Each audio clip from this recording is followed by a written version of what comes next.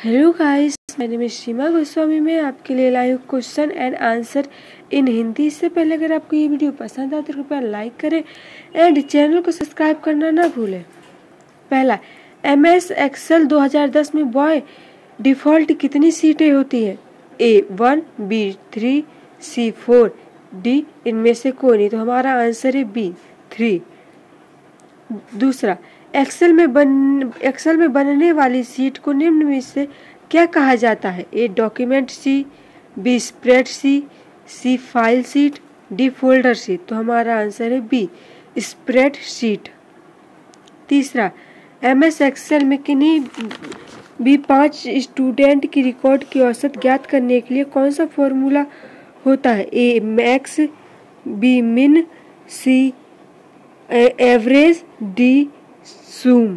तो हमारा आंसर है सी एवरेज।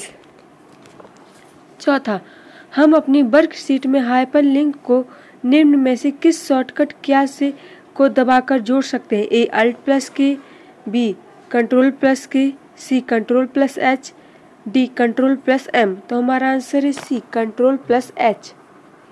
पांचवा, इनमें से कौन सा फंक्शन के कारण करंट डेटा इंस्टॉल कराई जाती है? A data, B today, C now, D team. तो हमारा आंसर है बी टुडे। छठवां, एक्सेल में सीट का डिफॉल्ट व्यू होता है? A work, B out, C normal, D Roman. तो हमारा आंसर है सी नॉर्मल। सातवां,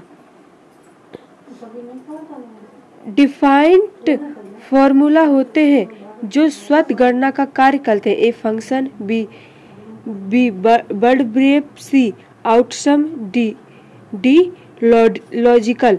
तो हमारा आंसर है ए फंक्शन। आठवां, MS एक्सेल में जो क्या संशोधन के कमी आती है वह है? ए F1, बी F2, सी F3, डी F4। तो हमारा आंसर है बी F2। नौवां, निम्न में से कौन सी एक्सेल की टर्म नहीं है? A call, B rows, C column, D document. तो हमारा आंसर है डी डॉक्यूमेंट। दसवां, पहली बार वर्कशीट पर जाने के लिए हम का प्रयोग करते हैं? ए Alt+पेजअप, बी Ctrl+पेजअप, सी Ctrl+पेजअप डाउन, डी Shift+टैब। तो हमारा आंसर है बी Ctrl+पेजअप।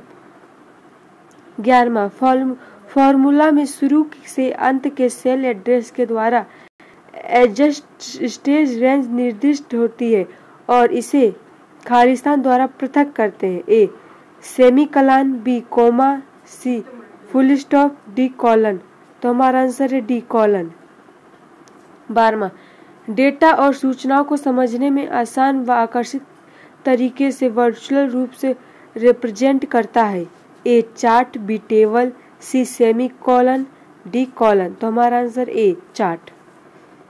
13वां, अगर आप अपनी वर्कशीट में सीधे एडिटिंग नहीं करना चाहते तो डेटा को एडिट और एंटर करने के लिए आप खालिस्तान का प्रयोग भी कर सकते हैं? A formula bar, B title bar, C menu bar, D space bar. तो हमारा आंसर है ए फॉर्मूला बार।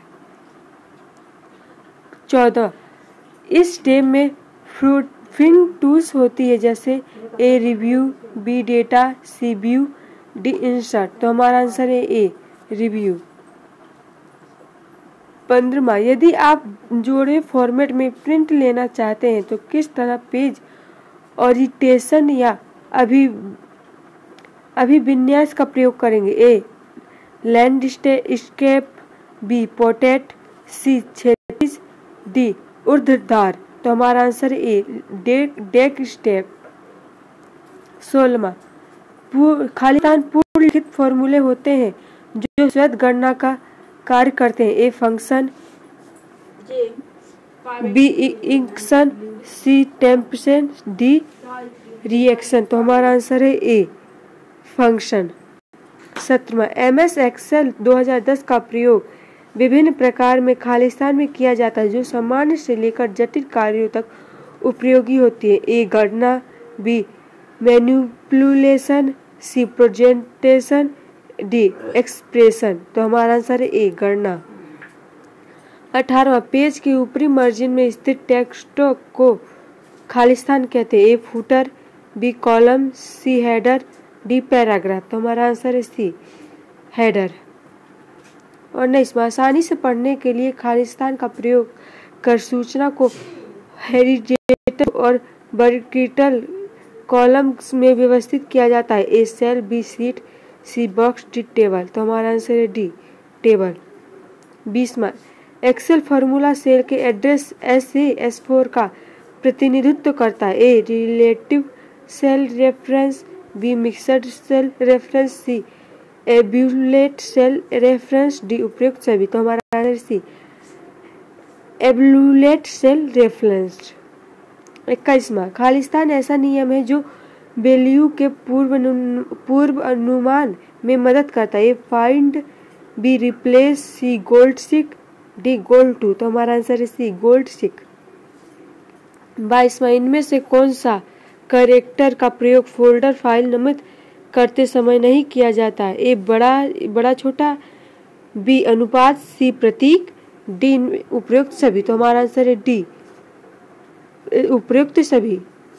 23वां, MS एक्सेल को ऐसा कौन सा फीचर है जो संख्या को तर्कित रूप से दोहराने और बढ़ाने को आसान बनाता है। ए ऑटोफिल, बी ऑटो करेक्ट, सी आ और बा, डी उपयुक्त सभी। तो हमारा आंसर है बी ऑटो करेक्ट। 24वां, एक दस्तावेज के सभी सामग्री को चयनित करने के लिए हम प्रयोग करते हैं। ए Ctrl+A, बी Ctrl+B, सी Ctrl+C, डी Ctrl+X। तो हमारा आंसर है ए Ctrl+A। 25वां, MS एक्सेल 2010 में टेम्पलेट फाइल को एक्सटेंशन खालिस्तान है। ए डॉक्स्ट, B YITX, C XITZ, D dot जेल्टस। तो हमारा answer A dot docx. Thank you friend.